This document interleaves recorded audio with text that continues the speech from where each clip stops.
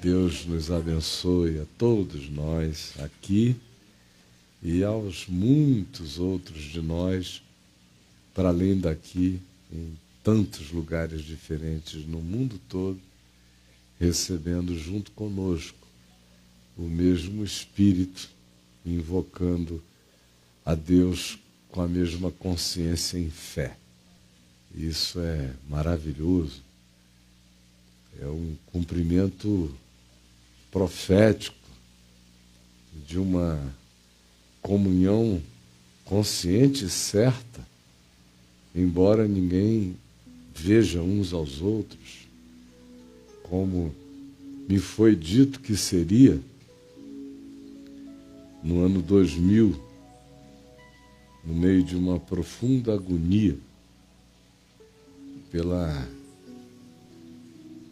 circunstâncias todas que caíam sobre mim já desde 98 e não cessavam nunca. E por dentro, os pesos imensos. E eu fui orar com uma pessoa que não me conhecia. E eu praticamente fui disfarçado orar com ela, porque eu não queria que ela de modo algum me conhecesse, me reconhecesse, porque eu temia que estragasse toda a espontaneidade dela, como na maioria das vezes estraga. Então eu literalmente me disfarcei, botei um chapéu baiano enorme, assim, de palha, um óculos escuro bem grande, eu estava com a cabeça raspada e a barba baixinha, de bermuda, camisão bem grande, sandália havaiana, indo para a praia. E eu entrei lá.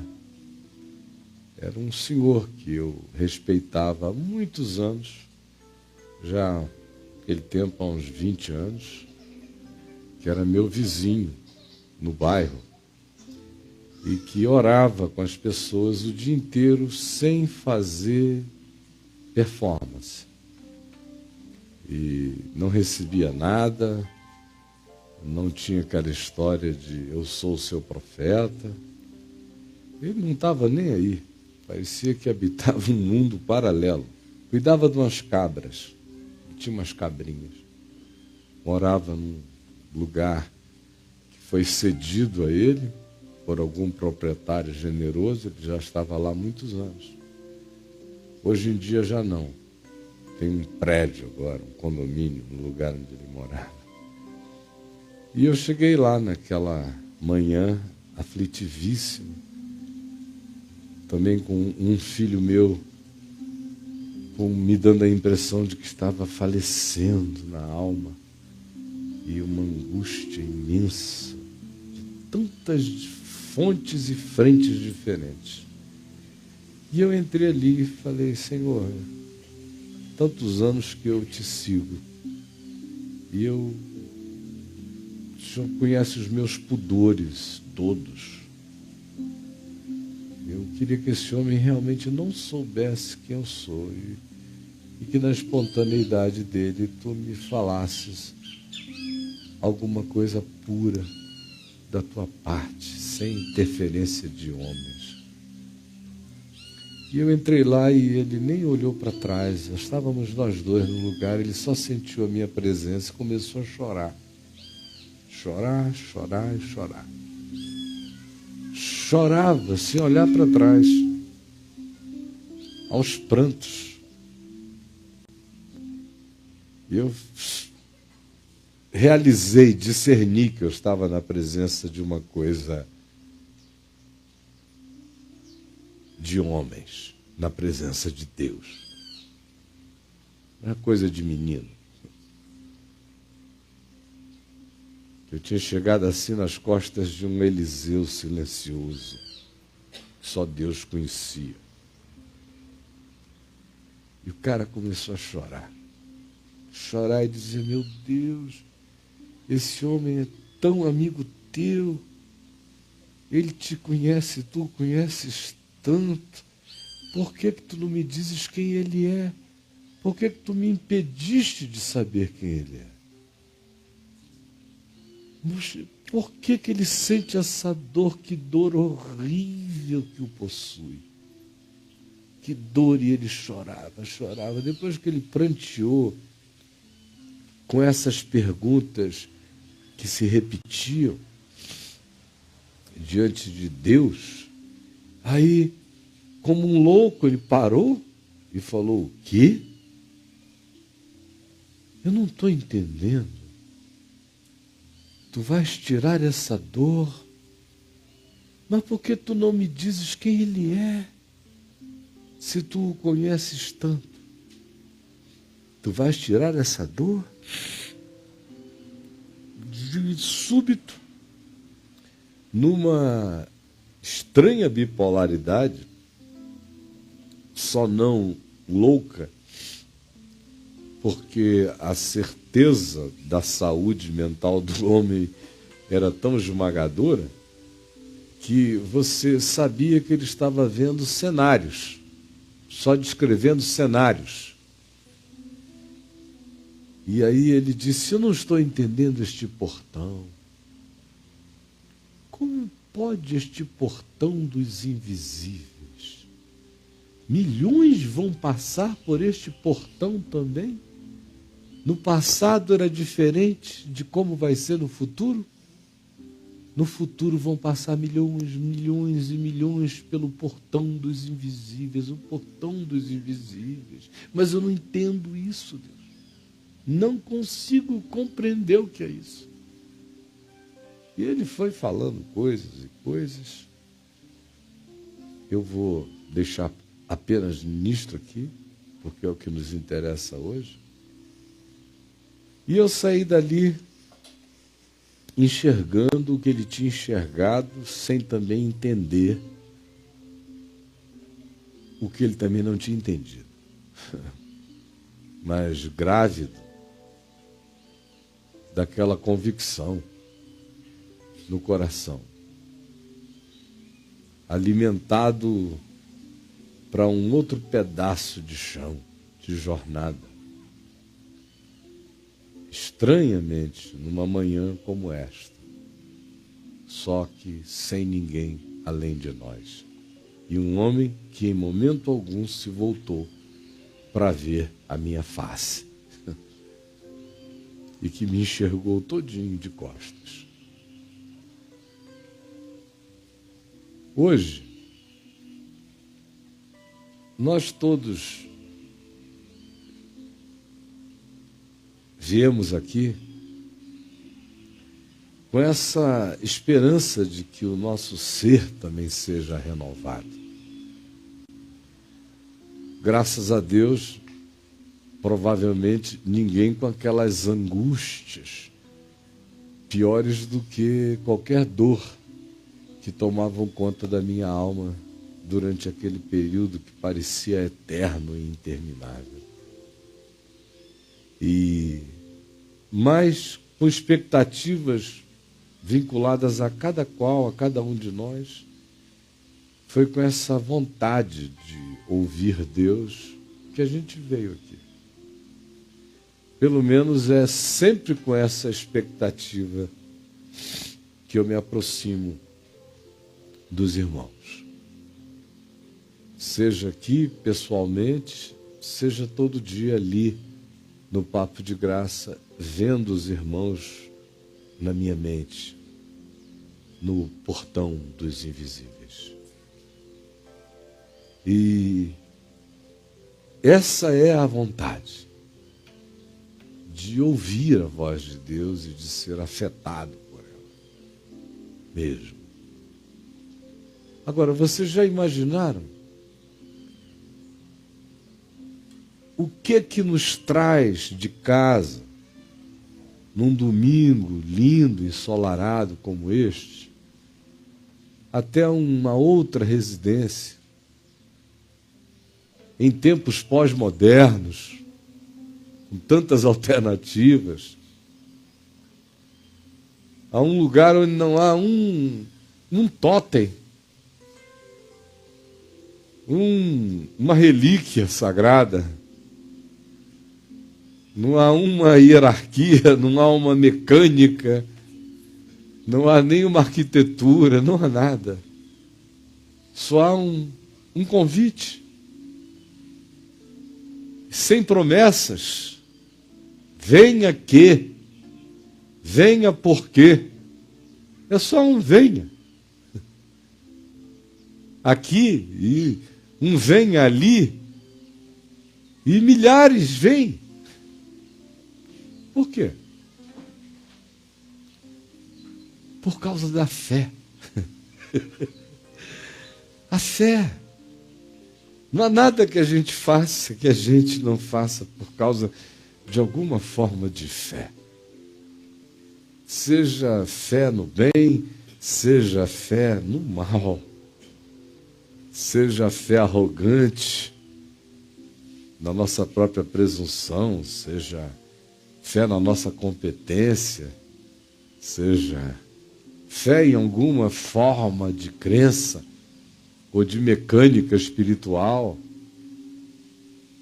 ou de mera competência, ou fé em alguém que chamemos Deus ou em algum espírito amigo. Fé. Algumas são crenças que fazem parte de um conjunto de concepções que nós herdamos, mas que nos pulsionam de certa forma. Outras são expressões tênues de determinadas certezas nem muito fundamentadas, mas que misturadas com um bom ânimo natural, com vontade intrínseca de existir, com a pulsão normal de viver, dão a gente um certo caldo de caridade para enfrentar a existência. Isso quando não há nada na gente. Senão a gente não suportaria. Mas, de fato, quando o Evangelho nos diz, quando a Escritura como um todo e o Evangelho se centra na afirmação de que o justo vive pela fé, ele não está falando disso. Está falando de uma outra coisa que, na maioria das vezes, quando se fala, a maioria das pessoas nem compreendem. Porque fé se tornou uma palavra tão deturpada quanto a palavra amor. Não existe palavra mais distorcida, elameada, fedida, ensurubada de todos os significados malucos que você queira atribuir ao capricho egótico, narcisístico, humano, químico, animal, mamífero, do que este que a gente atribui chamando todas essas expressões de amor, que é o anti-amor na maioria das vezes. Assim é a fé. O que é fé para você? Parece uma pergunta tola, mas não. Ela é a primeira pergunta da vida e também pode ser a última. Porque é crescendo em fé e andando em fé, e é de fé em fé que a gente completa a carreira e guarda a fé.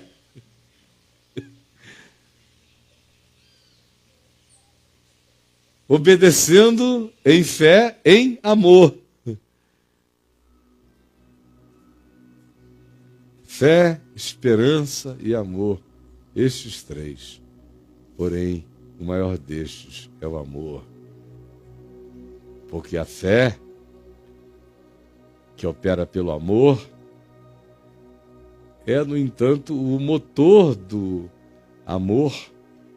E o amor é o alimento da fé, de modo que, na presente existência,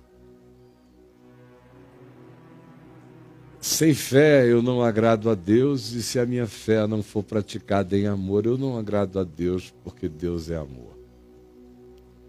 Mas o que é fé? Meu pai, há aproximadamente 50 anos atrás, mais ou menos isso, num domingo de manhã como este, uma manhã bela também, no bairro de São Francisco, em Niterói, foi nos deixar na escola dominical. Eu era o mais velho entre os meus irmãos, porém um menino. E minha mãe, que era a crente da casa presbiteriana, que nos levava, que nos encaminhava, que tentava nos encaminhar, já que meu pai era um ex-católico, agora agnóstico, amargurado. Muito amargurado naquele tempo. E nos deixou lá e ficou dentro do carro, lendo um livro. De repente eu ouvi uma voz lá dentro daquela capelinha de um grupo que estava iniciando e que hoje existe lá há muitos anos, desde a minha infância, desde esse tempo. Grupo do qual eu fui pastor na década de 80. Então, ele ouviu aquela voz e ficou atraidíssimo por ela e disse: vou ouvir e vou ver quem é que está cantando.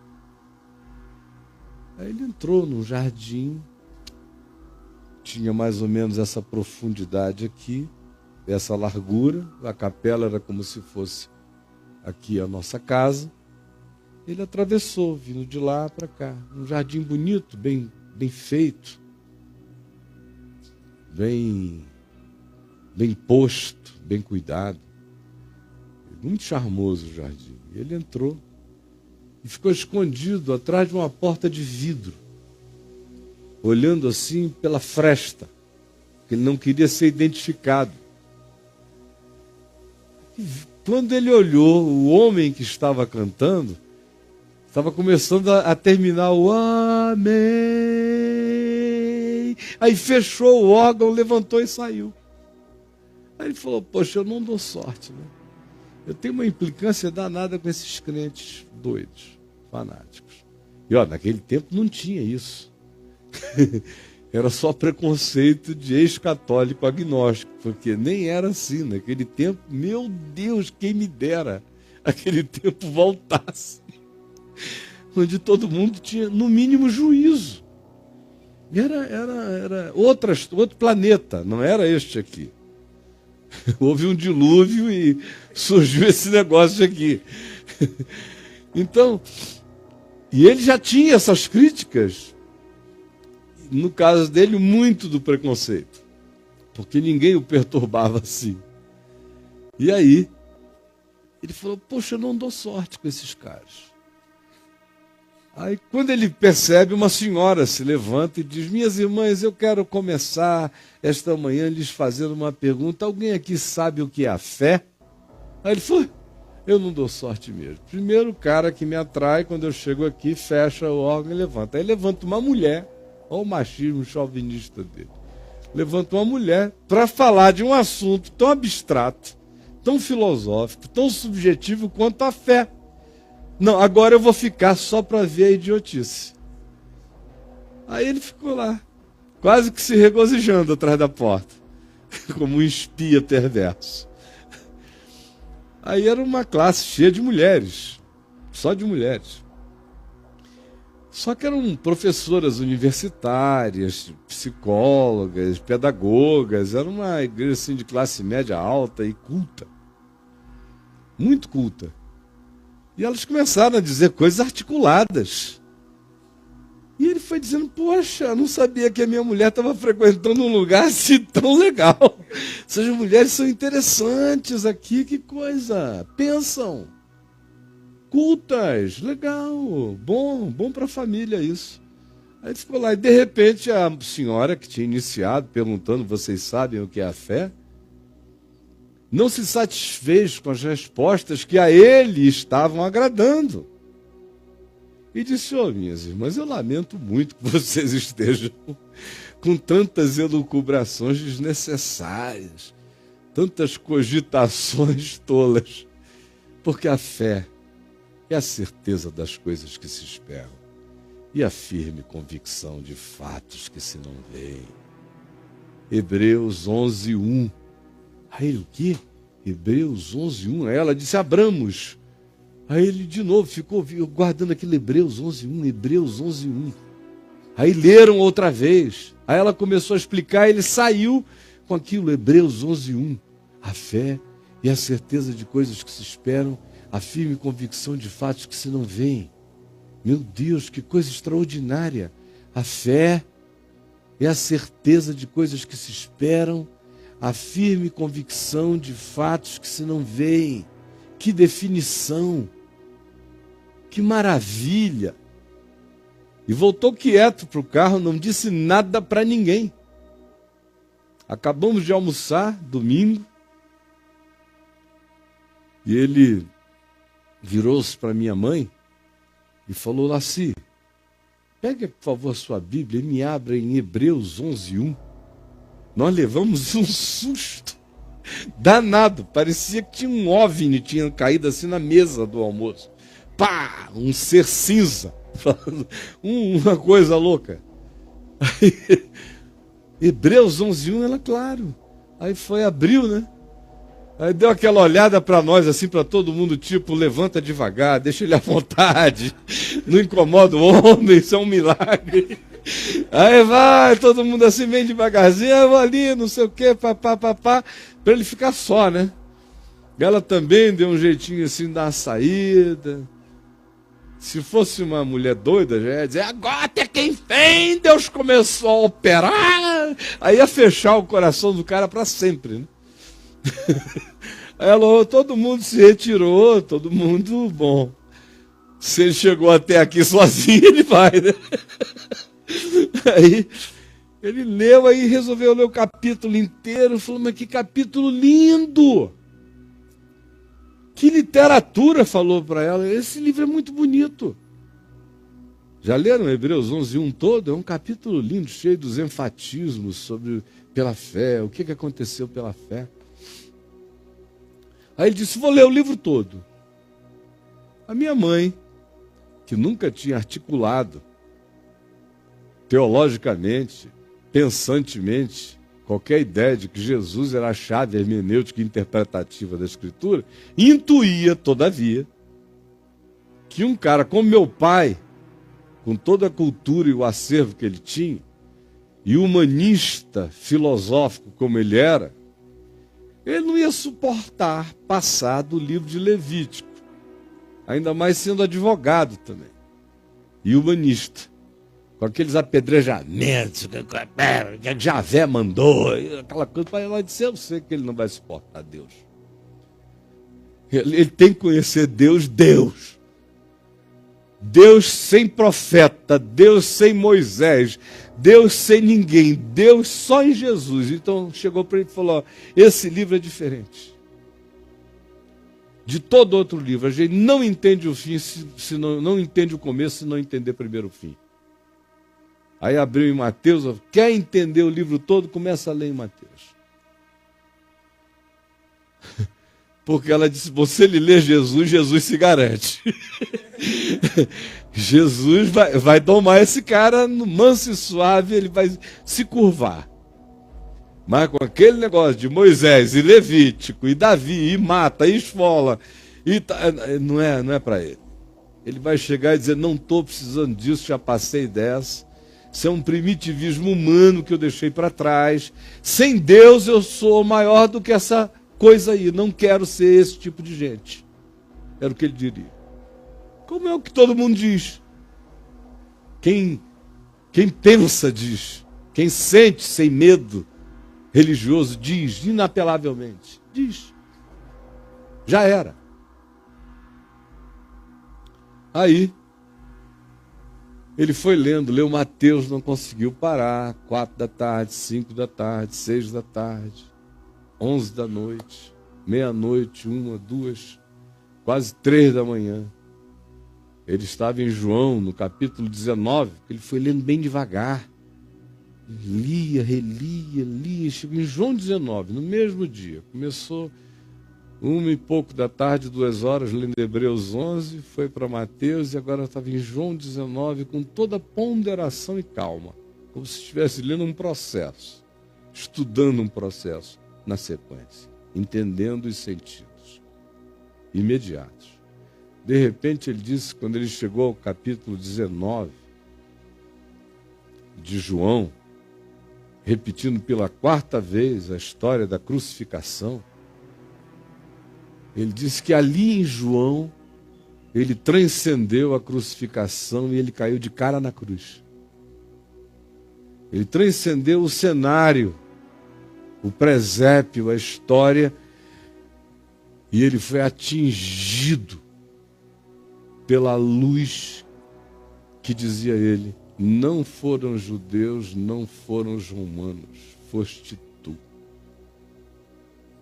Foste tu. Acabou o olhar histórico, acabou o olhar jurídico, acabou o olhar filosófico, acabou tudo, ficou somente ele e nada no universo a não ser Deus.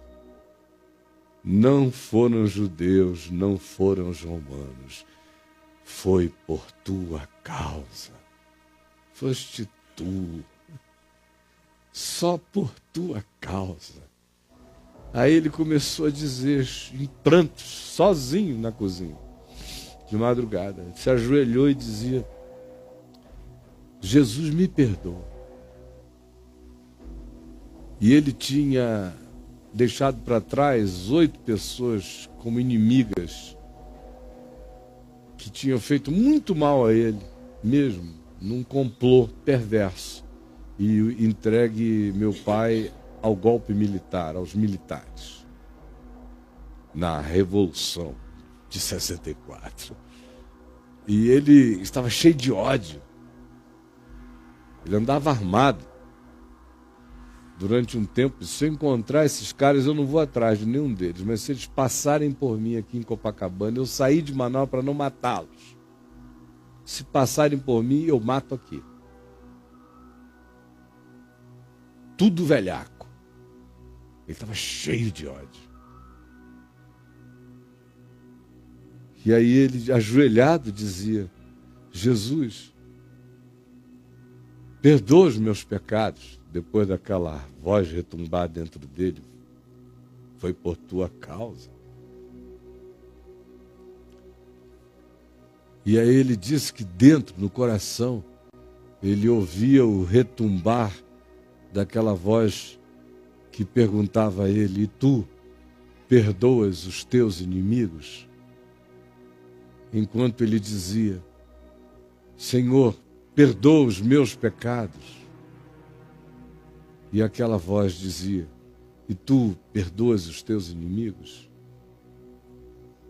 Ele levantou dali, pegou 8 cartões de Natal, mandou para os 8 inimigos, dizendo-lhes: aquele que disse eu sou o caminho e a verdade e a vida, que ele tinha acabado de aprender em João 14, me ordena a vir à tua presença, te pedir perdão por todo o mal que eu possa te ter feito e a dizer que da minha parte tu estás perdoado de todo o mal que me fizeste. Em nome de Jesus, caio. E aí não tocou mais o chão, levitou até morrer. Cheio do Espírito de Deus e de fé. E de fé. Tudo que eu aprendi sobre fé entre os meus contemporâneos, eu de fato aprendi com ele.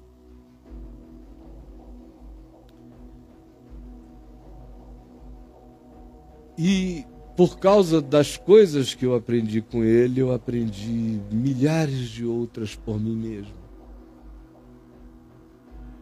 Mas as primeiras coisas que eu fui discernindo, quando eu também conhecia Jesus, 5 anos depois dele, é que a fé é a certeza de coisas que se esperam e a convicção de fatos que se não veem, e alcança o infinito, alcance, porque só pela fé a gente alcança o infinito. Pela lógica, eu não alcanço o infinito. Eu sou finito, eu tenho uma lógica finita. Os meus pensamentos são finitos, por mais amplos que sejam. Eles têm uma barreira, um limite final. Nossa genialidade é finita. A soma de todas as nossas criações de inteligência ainda assim seria finita. O homem não é capaz do infinito por nenhum caminho pessoal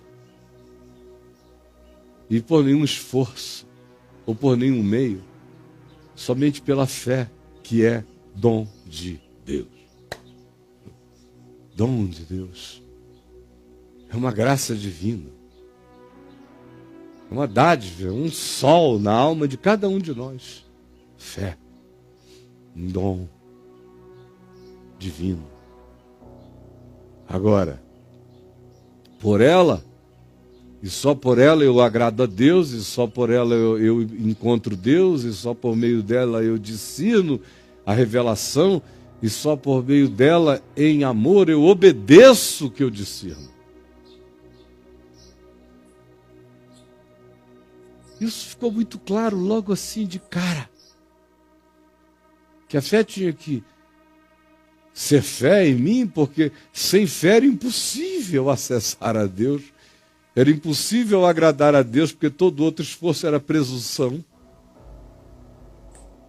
E total impossibilidade.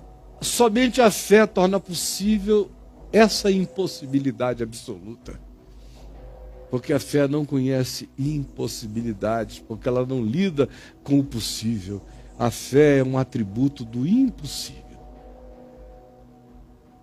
Por isso é dom de Deus. É graça do impossível para mim. Porque o ser possível não se salva, só o ser impossível é salvo. O ser possível não voa, não se eterniza, só o ser impossível é eternizável. Mas a maioria de nós, quando pensa em fé, pensa vinculadamente a coisas que se esperam, e a fé acabou, por exemplo, da década de 80 para cá, se transformando numa bicicleta. Quando Paul Yong-Cho escreveu o livro A Quarta Dimensão, a fé se bicicletizou. Foi. Virou uma bike. Porque o livro se baseava nesse exemplo. Se você imaginar, sonhar com uma Caloi, mas seja específico, pinte tudo a cor que você quer, o cilindro como tem que ser, o guidão. Você mentalize que você entra na quarta dimensão. E aí você vai materializar a sua Caloi.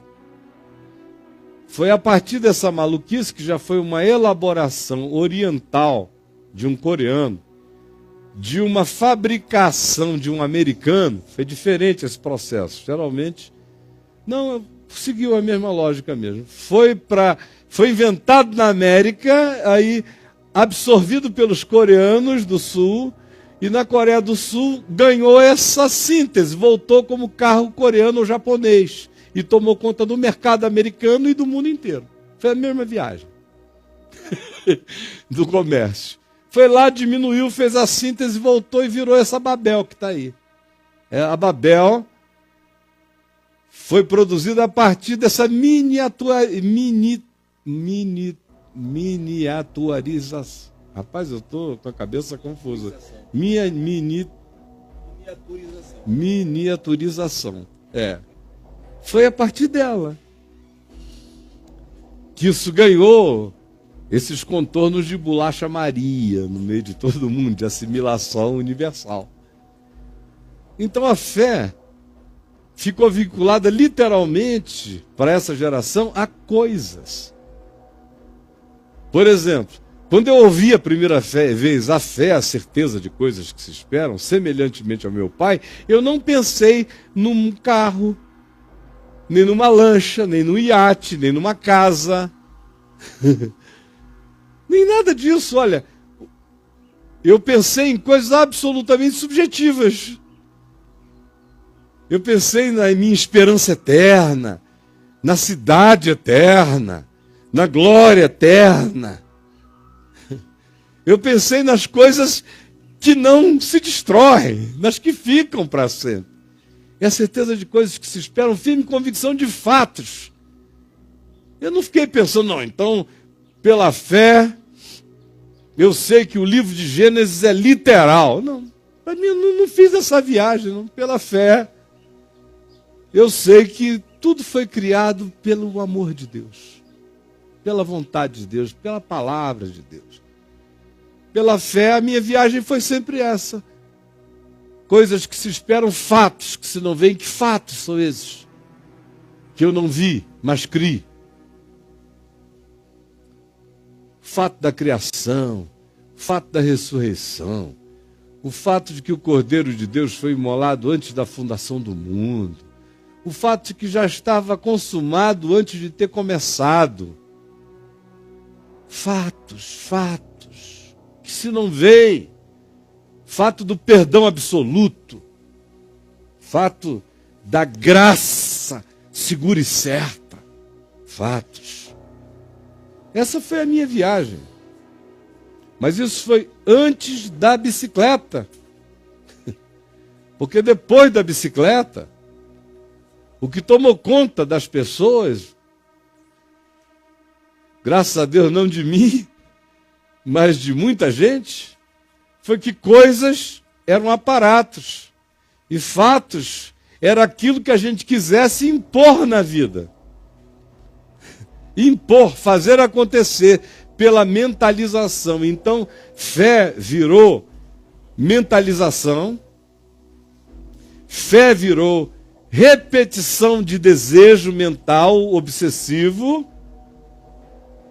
recorrência do mesmo pensamento, virou corrente, virou campanha, virou mecânica operativa, vinculada a ritos. Isso é aquilo no que fé se tornou. Fé se transformou em escala industrial de produção de desejo, de capricho.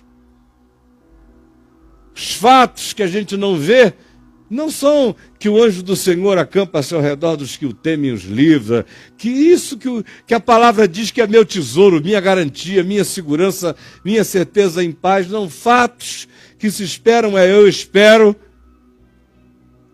Aí o cara determina, é a palavra que vem. Ele factua pela determinação dele. Aí determina o quê? Você já viu alguém determinando a vida eterna? Não. Os caras determinam é carro mesmo, é conta, é poupança. Não, são determinações para agora, é chefia para o momento, são fatos interventores na vida do outro. É aquela fé que determina como fato que ela é minha. Aquela fé que determina como fato de que ele é meu. É aquela fé que determina como um fato a posse. Que é essa fé cumba,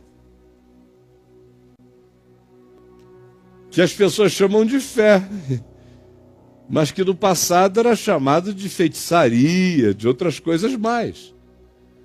É que a feitiçaria foi ungida com o status de fé nessa geração. E a nossa ganância foi chamada de nossa esperança. E a nossa volúpia foi chamada de nossa decisão de factualização na vida, porque nós podemos. E para isso a gente faz muitos cursos de otimismo, positivismo, posse, conquista e dominação.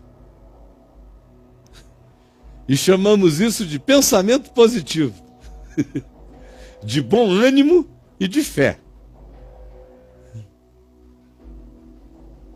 até aparecer um câncer em você.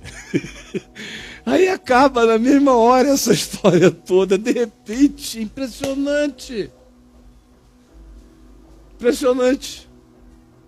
O cara está lá, ensina numa empresa, 9 mil, 8 mil, 6 mil, 7 mil, 4 mil empregados, ele é contratado pela empresa para dar aula de positividade, conquistar o mercado. Aí ele tem um pequeno diagnóstico, tem uma mancha estranha nas tuas costas, temos que fazer uma biópsia. O cara tira 2 semanas de reclusão, de pânico, com medo de que seja um câncer, mas ele é o rei do ensino da positividade.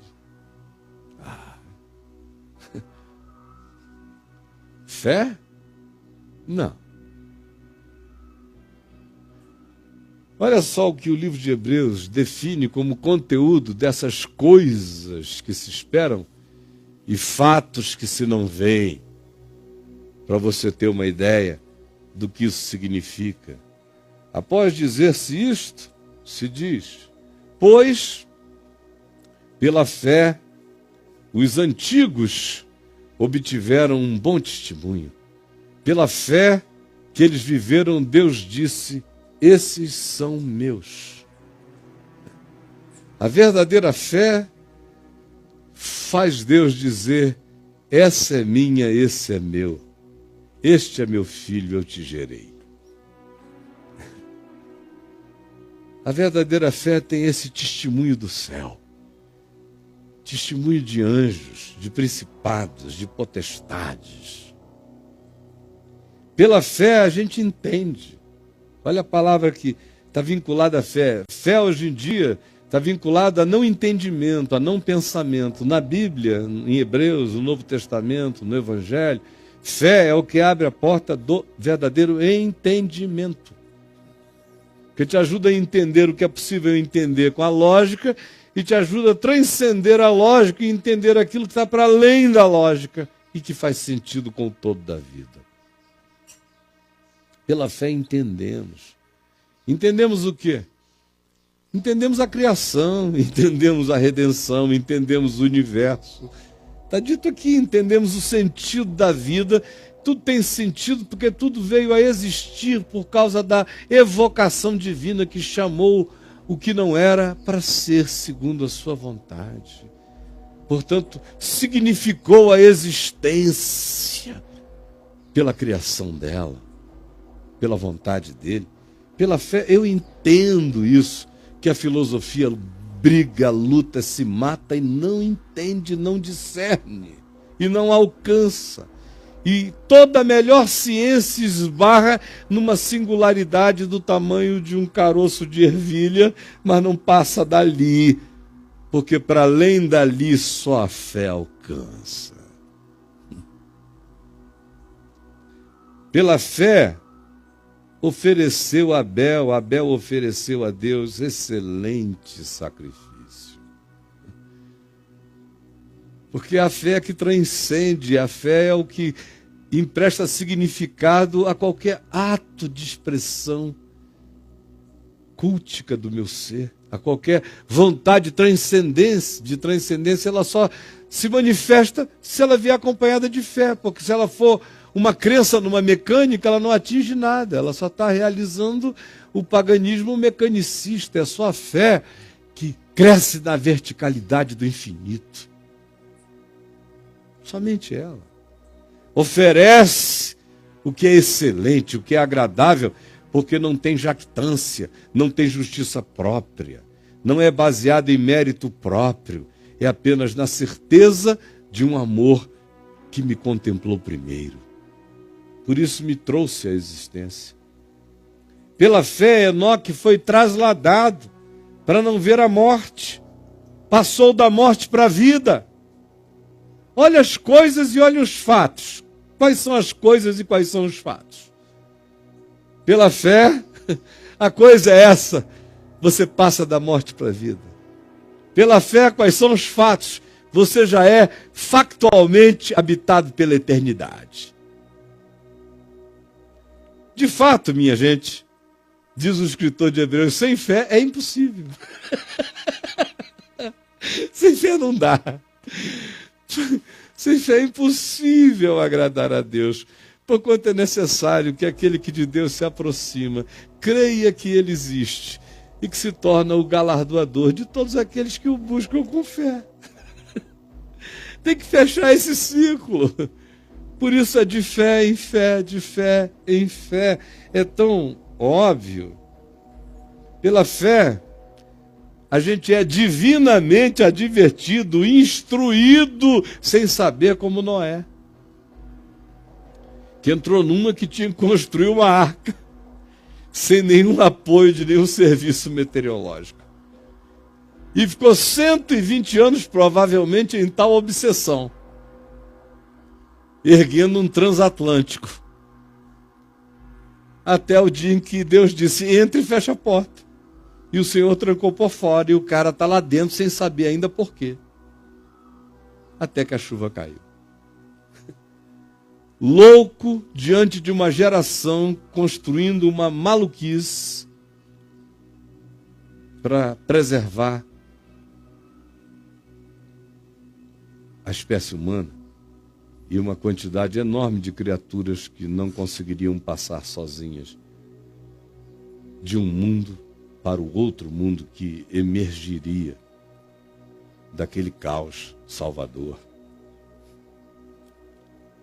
Pela fé, Abel, pela fé nós somos intuídos, instruídos acerca de acontecimentos que ainda não apareceram. Pela fé, a gente é possuído de previdência.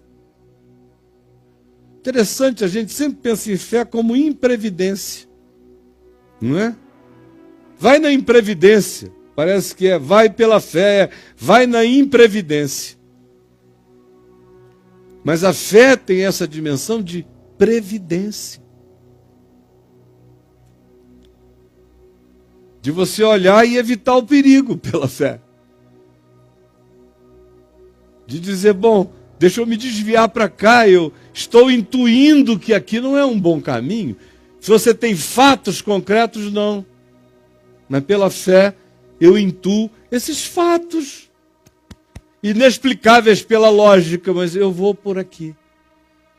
Existe um certo prevenir, um certo instruir, existe sabedoria na fé. A sabida e a não sabida, porém intuída no coração. Pela fé, Abraão, quando chamado, obedeceu. E olha que coisa linda, a fim de ir para um lugar que devia receber por herança e partiu sem saber para onde ia. É um cara que tem uma herança para receber que ele não sabe onde é. E a única ordem é sai e anda por aí até o dia que eu te digo onde é o lugar da tua herança. E ele, chamado, obedeceu. Se ela tem essa dimensão de previdência, ela também chega, quando chega assim, com essa dimensão da coragem desinstalada, da coragem de entrar no novo, da coragem de ir sem saber também o que vai acontecer. Se ela tem a dimensão do que me instrui, ela também chega às vezes com a instrução inamovível de que é para ir, embora eu ainda não saiba o quê, mas não precise ainda saber, porque eu já tenho a certeza de que mesmo sem sabendo, é algo que é, porque quem me falou é fiel. É uma materialidade visível que está diante de ti? Não. É uma subjetividade inexplicada, muitas vezes. Pela fé, Abraão peregrinou. A fé me dá essa capacidade de andar no que não é meu, do que eu não possuo. E de, em cada lugar que não é meu, fazer daquele lugar o meu lugar. Como foi com Abraão. Foi chamando de casa a todo novo lugar aonde ele botava o pé. E todo outro lugar onde ele botou o pé no final e chamou de minha casa e tratou com amor de quem cuidava daquilo como sua casa, esse lugar Deus veio lhe dizer depois, é teu e da tua descendência. Só porque você tratou com amor aquilo que você não possuía. E porque você soube habitar com graça no lugar e entre aqueles que não eram os seus. Por isso eu te dou. O manso herda a terra andando pela fé. Fé para peregrinar. Hoje em dia o pessoal só quer fé para fixar, não é? Fé para possuir, para dominar, fé para ter certeza detalhada do que vai acontecer, mas essa fé de não saber, de peregrinar e de, enquanto anda num chão que não é seu e fazendo todo o bem, como se cada centímetro lhe pertencesse, é uma dimensão da fé que enriquece mais do que a gente possa conceber. É abençoar sem possuir, é a graça de fazendo bem enquanto se peregrina. Não como quem vai tomando posse, mas como quem vai ajudando as pessoas a se sentirem confortáveis onde estão. E eu também. Por que era assim? Por que ele tinha esse conforto na desinstalação imediata?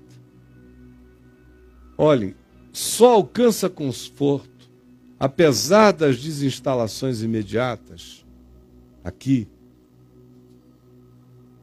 aquele que sabe que possui o que não pode ser deserdado. Olha, ele peregrinou assim, porque aguardava a cidade que tem fundamentos, da qual Deus é o arquiteto e o edificador. É só quando essa referência absoluta está na tua cabeça, que você, aí sim, possui e é possuído pela cidade eterna, é que você peregrina sem ser dono de nada no chão dessa vida, com essa paz abençoadora. E bem-aventurados são aqueles que, como diz Paulo em 1 Coríntios, no capítulo 7, mesmo possuindo alguma coisa, existem como se não as possuíssem, para que não sejam possuídos pelas coisas que presumem possuir. Só são assim os que têm essa absoluta certeza de vinculação a uma dimensão eterna, para além do aqui e do agora. Só esses andam com essa capacidade de peregrinação no chão da terra. Os demais são filhos do pó na alma o tempo todo. Pela fé também, a própria mulher dele recebeu o poder para ser mãe.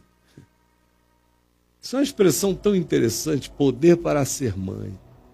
No caso de Sara, era poder para procriar, não é?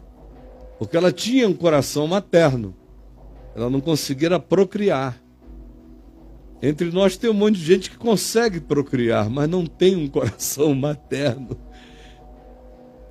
Ora, eu lhe pergunto, se a infertilidade feminina pode ser curada por Deus, por que que a infertilidade materna, na sua emocionalidade, não pode ser curada pela visitação enriquecedora do Espírito Santo no seu coração? Mães desmaternizadas podem ser curadas pela fé. E nesses dias, aqui pelo menos no Papo de Graça, de 4 anos para cá, o Braulio e eu comentávamos essa semana, uma coisa chocante vem acontecendo. A maior parte das histórias assombrosas de paternidade e maternidade horrendos, a gente está ouvindo muitas de pais, que eram os campeões de audiência, mas de mãe bateu recorde.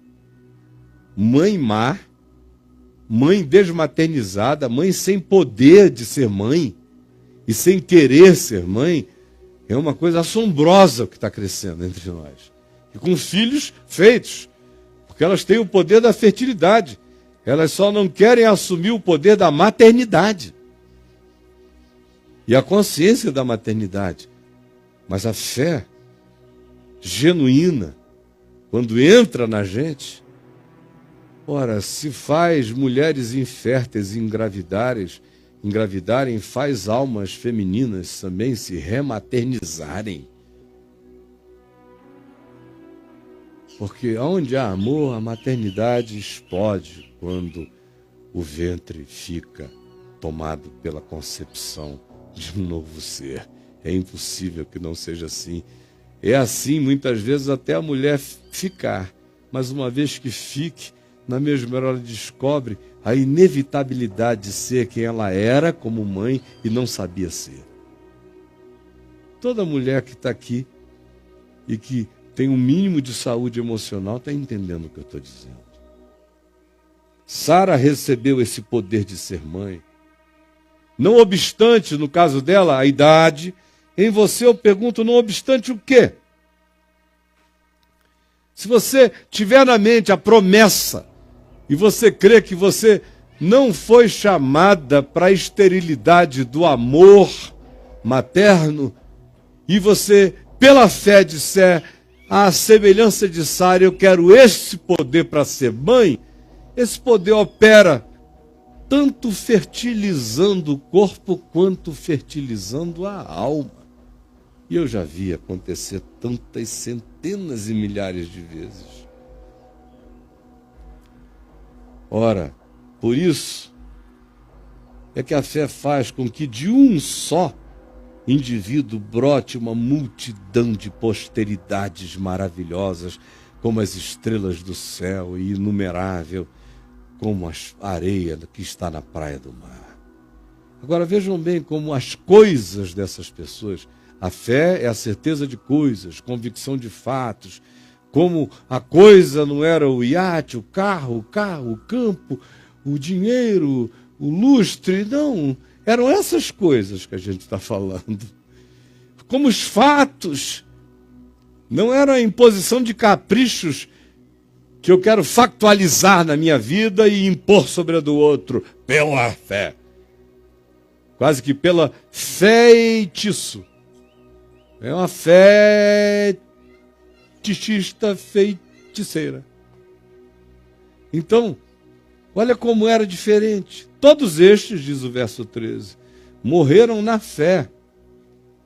Os caras que cunharam a certeza para nós de que a fé, e que obtiveram o bom testemunho para nós de que a fé é a certeza de coisas que se esperam e a firme convicção de fatos que se não veem, olha só o que se diz aqui acerca deles no verso 13. Todos estes morreram na fé sem ter obtido as promessas. Sem terem obtido as factualidades do imediato. Eles levaram um bastão, porque do ponto de vista da corrida da fé no imediato, na linha do tempo da história, nós todos participamos de uma corrida de alternância de bastões, de revezamento. É um entregando para o outro. É um entregando para o outro. Aqui na linha do tempo é um entregando para o outro. A carreira no processo da linearidade da civilização humana, eu peguei o bastão de uns e vou passar para outros, e estou passando, e todos nós passamos, e assim segue. De modo que todos morreram na fé, sem terem obtido a concreção, as factualizações dessas promessas, porque essas promessas não eram factualizáveis na terra, essas promessas só tinham o seu cumprimento absoluto da eternidade. Por isso é que eles as viam de longe, passavam a esperança para outros, enviavam saudações na terra a partir das esperanças futuras, confessando que eram estrangeiros e peregrinos sobre a terra, confessavam que a sua herança estava para além daqui, e que as factualizações finais estavam para além daqui, e que as promessas totais estavam para além daqui, e que as certezas absolutas se cumprem para além daqui. Por isso, nenhum deles morreu de depressão. Porque se você não tiver isso, cara, como é que você escapa a esse mundo? Não dá para escapar, é uma depressão miserável. É insuportável, gente. Ou você vira uma lesma de superficialidade para aguentar a bostitude do que nos cerca, ou você tem que ser uma pessoa cheia de fé para suportar isso. Do contrário, você se mata ou de modo imediato, ou de modo gradual, ou com autodestrutividade cavalar ou lenta, mas vai fazendo isso todo dia, porque não faz sentido. Só isto faz sentido. Só isso significa aprender a viver e aprender a morrer. Todos estes morreram na fé. Que coisa bonita. Morreu na fé. Porque quem morre na fé viveu eternamente. Eu sou a ressurreição e a vida. Esse é o fato. Essa é a coisa que se espera.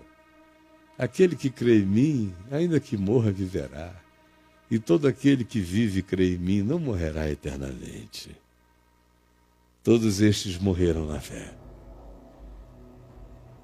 sem ter obtido as promessas do imediato, porque sabiam que era uma sucessão de coisas na linha do tempo e que o absoluto delas estava para além daqui. Por isso, eles passavam esperança a outros, mas diziam e confessavam: não esqueçam de que aqui nós somos apenas estrangeiros e peregrinos de passagem. E se na verdade se lembrassem daquela cidade de onde saíram, se tivessem o déjà vu primal do útero divino, se pudessem dizer como Jesus, que foi o único que disse: Pai, glorifica-me com a glória que eu tive junto a ti antes que houvesse mundo.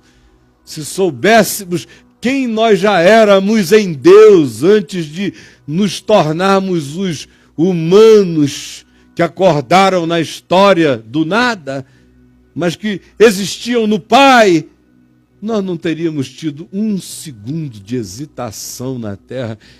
E se tivéssemos sido alimentados pelas centelhas mínimas dessa esperança, não haveria poder no mundo que nos quebrasse, como hoje ainda não há, quando uma centelha da eternidade ilumina o coração da gente e nos faz transcender a coisas e fatos do tempo e nos faz ter esse olhar que herda tudo, mesmo quando não está possuindo nada na terra.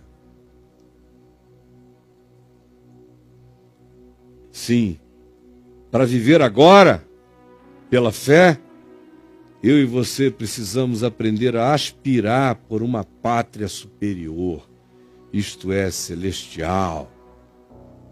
E Deus não se envergonha dos que vivem, creem e almejam assim. Sim, Deus não envergonha-se daqueles que dizem: Ele é meu Deus e meu Deus me dá esta esperança e é o preparador do meu sentido absoluto. Ora, a fé é a certeza de coisas que se esperam, porque também somente por meio dessas coisas, dessa promessa, desses fatos que estão para além dos olhos, é que a gente ganha poder para enfrentar as carrancas mais horrorosas dessa existência. Como se diz aqui, do verso 33 em diante.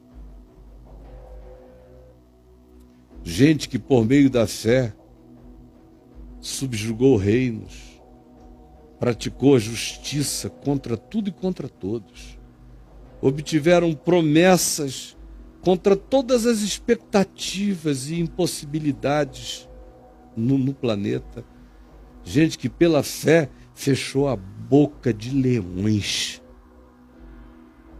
Gente que pela fé extinguiu a violência do fogo. A fé como extintor de fogo. Gente que pela fé escapou do fio da espada, das guilhotinas. Gente que pela fé da fraqueza tirou força. Pessoas que pela fé fizeram-se poderosos nas batalhas, nas guerras, e que enfrentaram exércitos maiores de estrangeiros raivosos e os contiveram na sanha da sua vontade de morte, os contiveram pela fé. Sim, pela fé, mulheres receberam pela ressurreição aqueles que na vida delas já estavam mortos, como filhos mortos. Pais receberam filhos da morte pela fé. Alguns, pela fé, suportaram torturas por causa das certezas das coisas que se esperam, para além da tortura. Por causa da convicção dos fatos que a gente não vê, para além da tortura.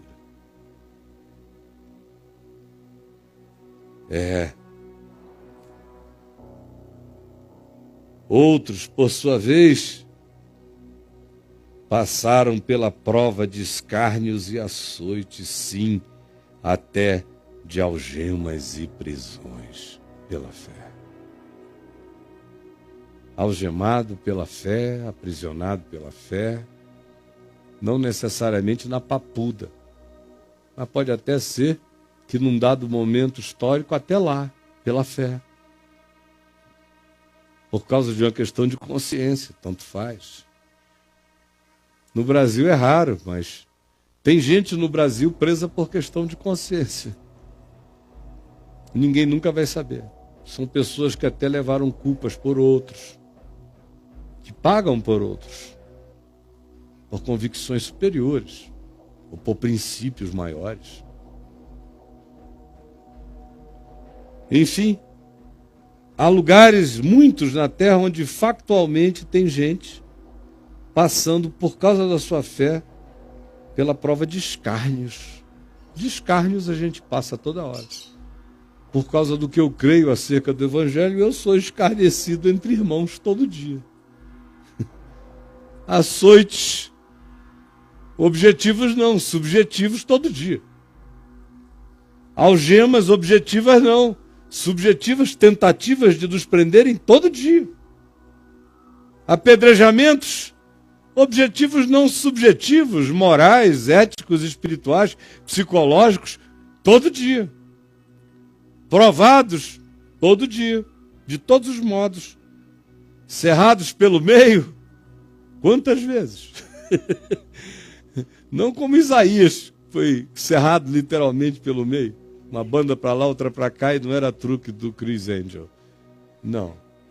Morreu Isaías. Não saiu falando uma banda para cada lado.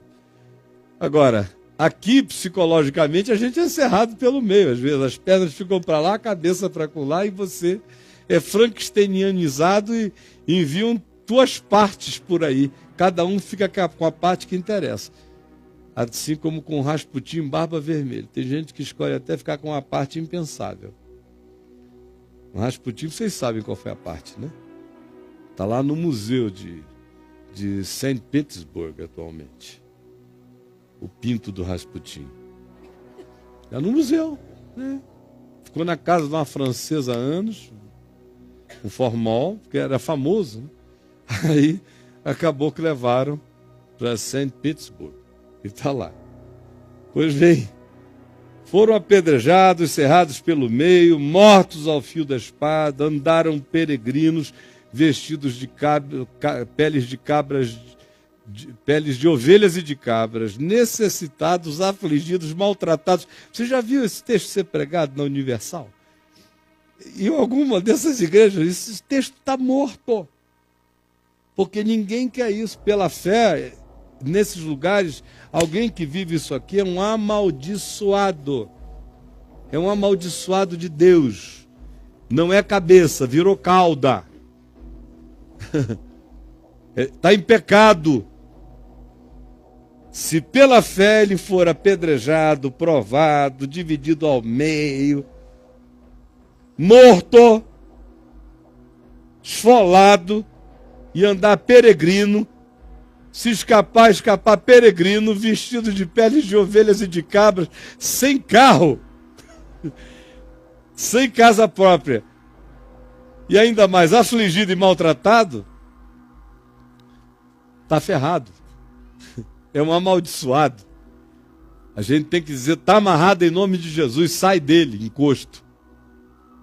É ou não é? Ora, como Deus pensa diferente. Olha o que se diz aqui. Esses eram os homens dos quais o mundo não era digno. Agora me digam, onde é que está o evangelho no meio de uma igreja onde esse tipo de homem aqui são os amaldiçoados da terra? E do ponto de vista do evangelho, o que se diz é que esses homens que andaram pela fé e aguentaram tudo por causa da fé, são os homens dos quais o mundo não era digno. E eu sou o herege. Errantes pelos desertos, pelos montes, pelas covas, pelos antros da terra. Ora, todos estes que obtiveram um bom testemunho por sua fé, não obtiveram, contudo, as concretizações, as materializações das promessas, por haver Deus provido coisa superior a nosso respeito, porque na linearidade da história nós estamos numa corrida de revezamento, porque eles sem nós jamais seriam aperfeiçoados. Eles precisavam que esta manhã existisse, que essa compreensão existisse, que essa leitura acerca deles fosse feita e que fosse aperfeiçoada na nossa consciência hoje. O que é a fé para você? O que é a fé para você?